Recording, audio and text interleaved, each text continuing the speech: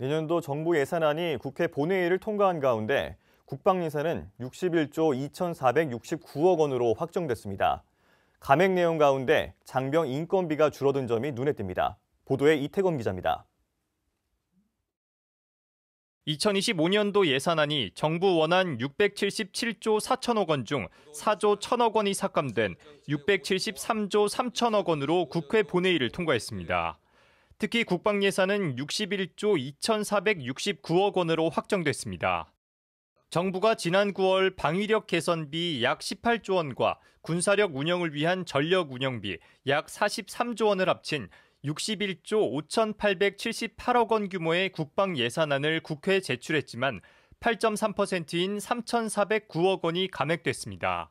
삭감된 분야를 살펴보면 국방 광대역 통합망 190억 1,100만 원, 탄약 정비 146억 9,500만 원, 장거리 함대공 유도탄 114억 4,300만 원, 접적 지역 대드론 통합 체계 99억 5,400만 원 등이 줄었습니다.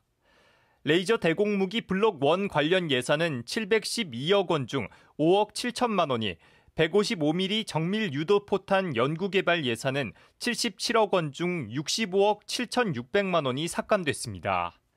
특히 이병률 저하와 병역 자원 감소를 근거로 장병 인건비가 645억 원 감소했고, 장병 대상 마약류 검사 키트 예산도 인권 침해 가능성을 우려해 일부 감액됐습니다.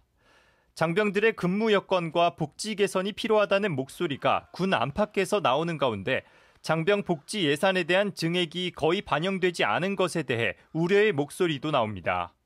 국민의힘 유영원 의원은 지난 3일 SNS에 장병 처우 개선 위한 군생 예산 절대 외면해서는 안 됩니다라는 제목으로 글을 올리기도 했습니다.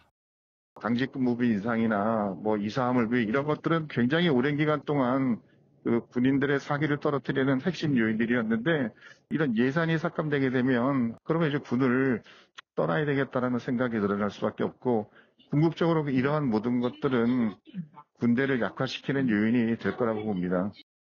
장병 복지 예산은 기획재정부가 편성하는 국방 예산 61조 원에 초기부터 포함되지 못했습니다. 국방부가 복지 예산 증액을 요구했지만 제대로 받아들여지지 않았고, 국방부의 설득에도 기재부가 공감하지 못한 겁니다.